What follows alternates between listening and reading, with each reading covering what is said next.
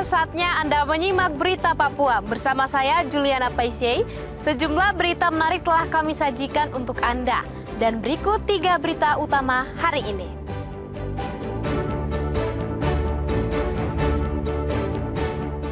Diduga membunuh ART 3 orang majikan di Manokwari, diringkus polisi.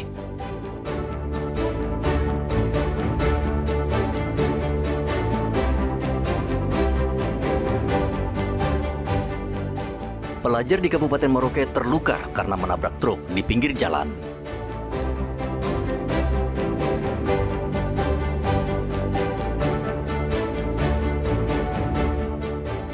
Tukang bangunan yang membunuh istri pegawai pajak di Manokwari memperagakan 44 adegan saat rekonstruksi.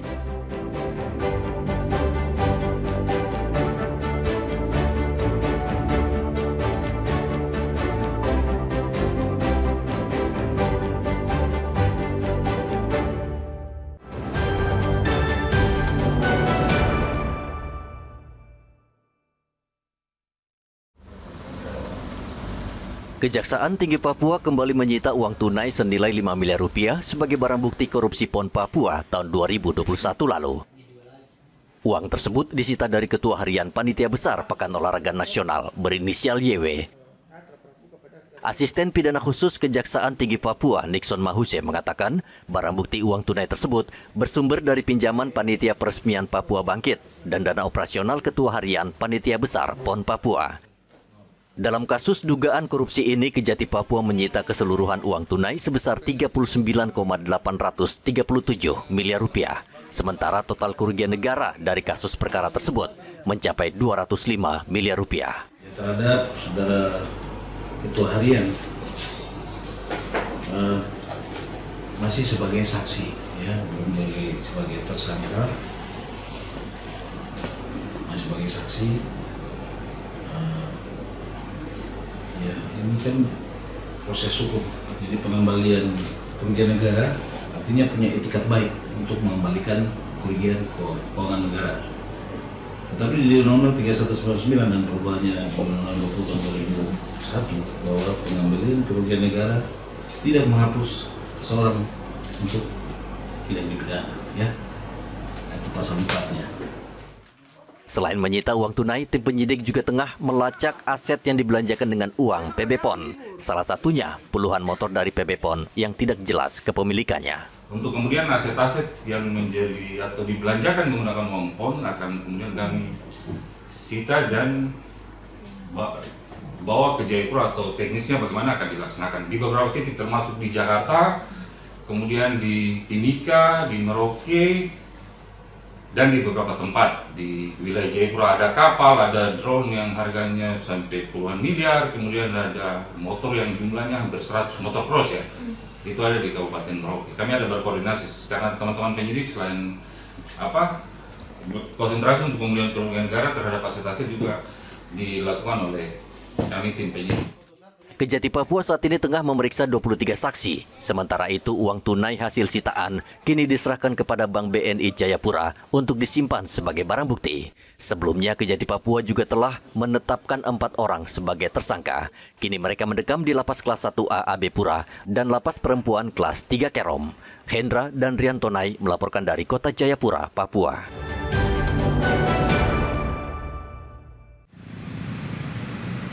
Perayaan Natal dan Tahun Baru yang semakin dekat membuat kebutuhan masyarakat terhadap tunjangan hari raya semakin mendesak. Menyikapi hal tersebut, Bupati Merauke mengimbau seluruh perusahaan agar tidak terlambat dalam membayarkan THR kepada para karyawannya. Bupati mengingatkan pemilik perusahaan tidak melanggar aturan soal pembayaran THR. Mungkin begini, nanti saya koordinasi secara baik dengan dinas yang membidangi supaya mendapatkan laporan yang baik, lalu kita bisa tetapkan batas waktunya. Pemerintah Kabupaten Merauke hingga kini belum menetapkan batas waktu pembayaran THR bagi perusahaan di wilayah Merauke, termasuk para pelaku usaha yang mempekerjakan karyawan. Kendati demikian, Pemda menegaskan pentingnya pemberian THR tepat waktu untuk mendukung kesejahteraan pekerja menjelang Hari Raya. Muhammad Ridwan dan Riantonai melaporkan dari Merauke, Papua Selatan.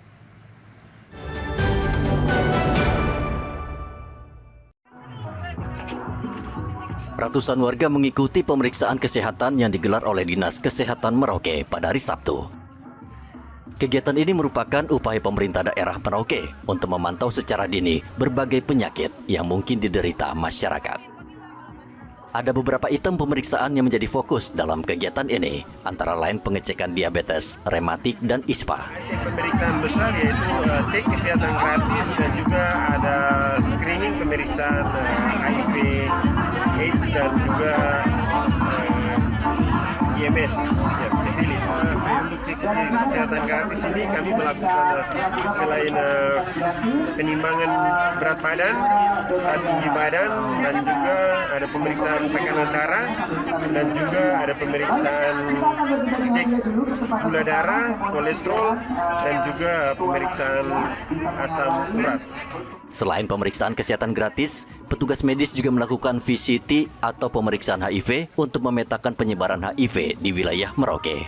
Pemeriksaan kesehatan gratis akan terus digelar rutin dengan lokasi yang berbeda. Warga diimbau memanfaatkan pemeriksaan kesehatan gratis untuk mengetahui sejak dini penyakit yang diderita. Muhammad Ridwan dan Rian Tonai melaporkan dari Merauke, Papua Selatan.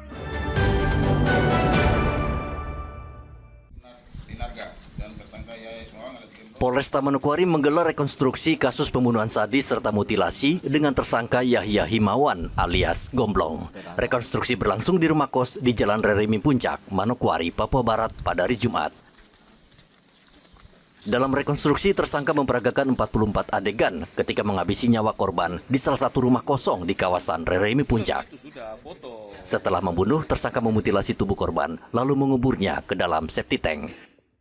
Seluruh adegan dilakukan di dua lokasi berbeda, yaitu di rumah korban dan rumah kosong tempat tersangka menguburkan korban. Kita sudah berkolaborasi dan koordinasi dengan pihak JPU. Setelah ini pasti kita akan tahap satukan dulu berkasnya. Kalau sudah memang lengkap, nanti pasti akan kita limpahkan ke kejaksaan.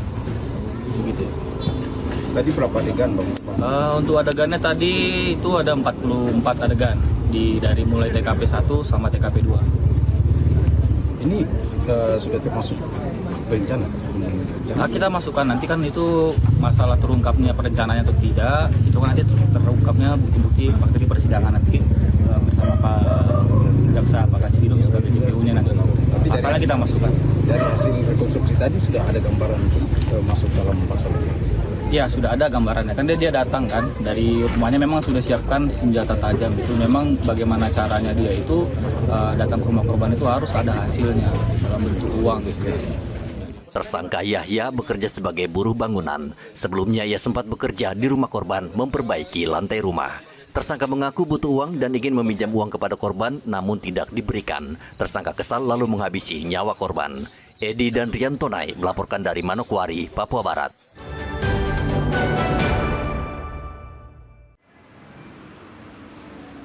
Suasana Natal yang penuh hangat memenuhi gedung gereja GPDI Barasiel di Kampung Harapan, Kabupaten Jayapura pada hari Sabtu. Umat di Rayon 3 Efrat GKI Kalvari Buluebe merayakan Natal bersama anak-anak panti asuhan Sayap Kasih. Ibadah berlangsung sederhana namun bermakna karena Natal ini menghadirkan sukacita bagi ratusan anak-anak maupun jemaat yang hadir. Pelayan firman Gladys Sendoh mengajak jemaat untuk kembali membuka hati menyambut kehadiran Yesus, sumber sukacita Natal.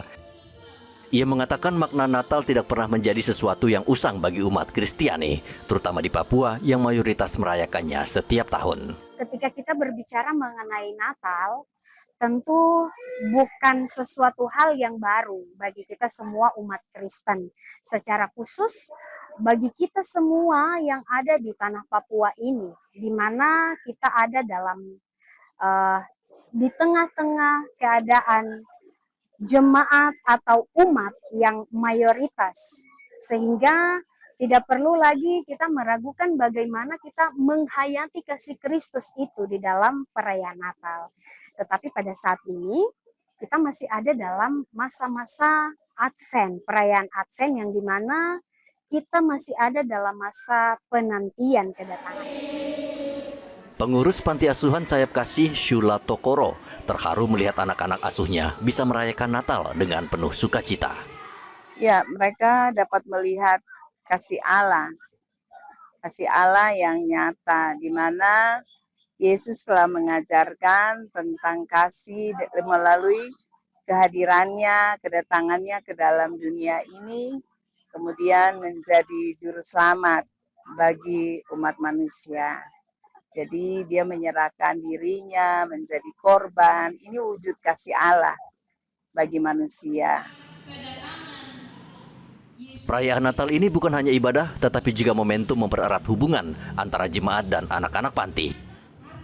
Meskipun sederhana, perayaan Natal ini memberikan semangat dan rasa kekeluargaan bagi anak-anak di panti asuhan ini. Ari dan Riantonai melaporkan dari Kabupaten Jayapura, Papua.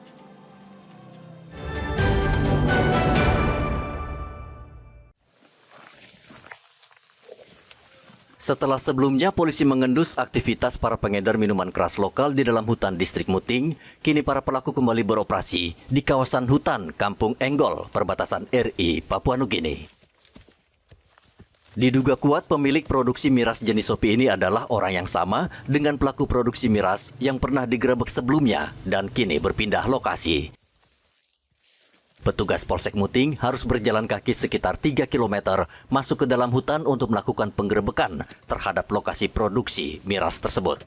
Kami jajaran Polsek Muting tak henti-hentinya melaksanakan razia terkait peredaran minuman keras jenis sopi. Dan di sini kami temukan lagi di wilayah hutan di Kampung Enggol Jaya, distrik Muting.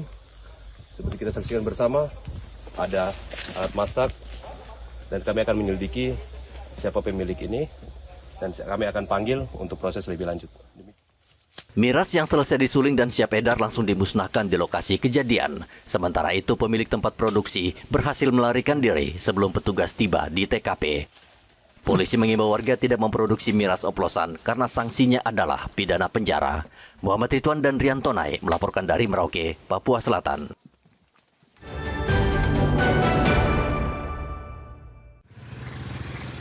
Situasi jalan yang gelap akibat minimnya lampu penerangan ditambah banyak truk yang parkir di sebagian badan jalan menyebabkan seorang pelajar SMA di Merauke berinisial MR mengalami kecelakaan. Korban yang datang dari arah Kampung Buti menuju kota Merauke menabrak sebuah truk yang terparkir di Jalan Doremkai, Kabupaten Merauke. Truk tersebut memuat besi dan sejumlah alat bangunan. Tanpa adanya rambu atau tanda pengamanan di bagian belakang, MR menabrak muatan besi dari arah belakang. Benturan keras membuat tangan kiri korban tertembus besi coran yang berada di atas truk hingga menembus ke bagian depan tubuh korban. Telah terjadi laka lantas di Jalan KPG yang mana pengendara roda 2 melaju dari arah Buti menuju ke Jalan Gat. Tetapi sesampainya di Jalan KPG dengan suasana yang gelap menabrak kendaraan roda 6 yang sementara parkir di badan jalan.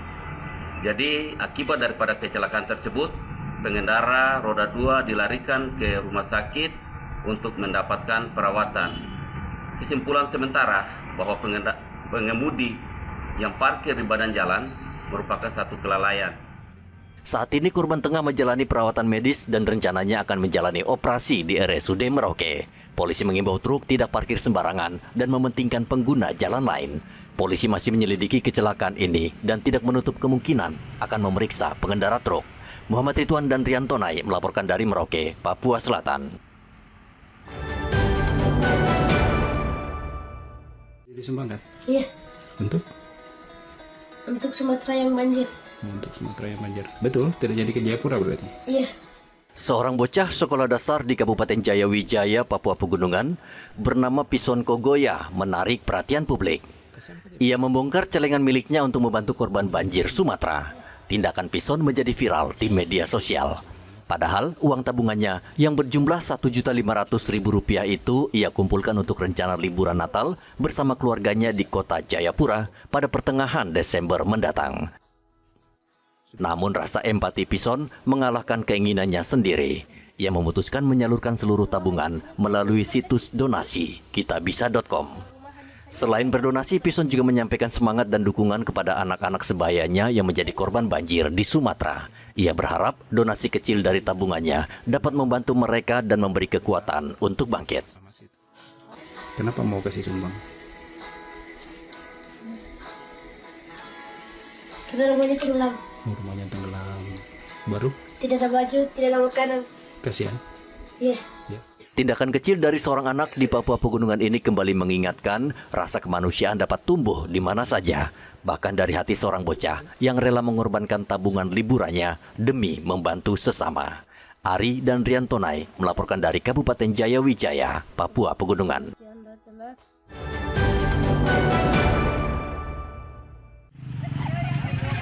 Harga bawang merah di Pasar Wamanggung Merauke kembali mengalami kenaikan.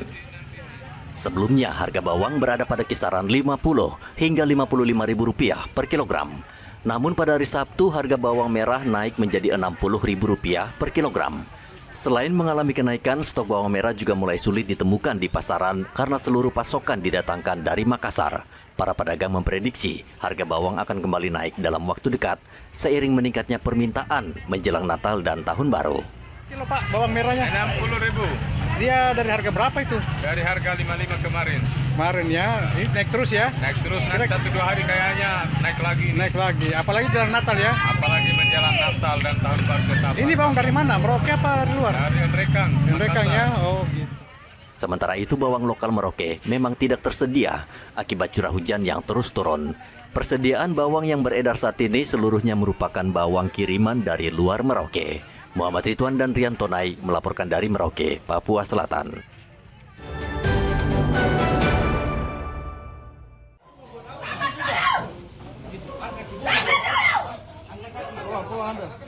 Satu keluarga di Kabupaten Manokwari, Papua Barat diduga kuat sebagai pelaku pembunuhan terhadap seorang asisten rumah tangga di kawasan Wosi. Ketiga terduga pelaku ditangkap di sebuah wisma milik keluarga tersebut di Wosi, Manokwari, Papua Barat. Mereka diringkus dan dibawa ke kantor Polres Manokwari.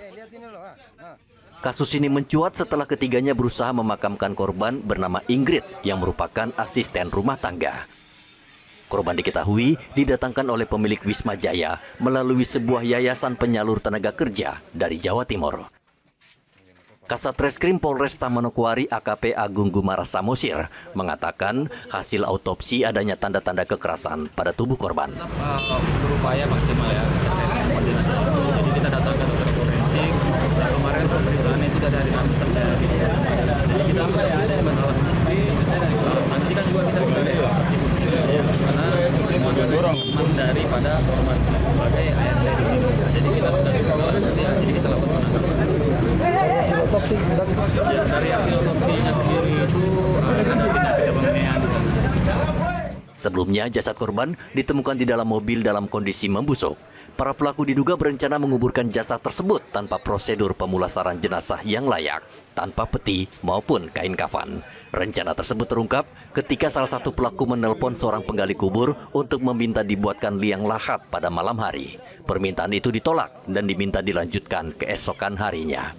Hingga kini penyidik masih mendalami motif dan terus mengumpulkan keterangan saksi untuk mengungkap kronologi lengkap pembunuhan tersebut. Untuk mempertanggungjawabkan perbuatannya, ketiga terduga pelaku kini telah ditahan di sel tahanan Polresta Manokwari. Edi dan Riantonai melaporkan dari Manokwari, Papua Barat. Informasi tadi menutup perjumpaan kita di Berita Papua hari ini. Jangan lupa pastikan Anda subscribe channel YouTube Liputan 6 SCTV Daerah. Atas nama rekan yang bertugas, saya Juliana Paisei berterima kasih atas kebersamaan Anda. Selamat beraktivitas dan sampai jumpa.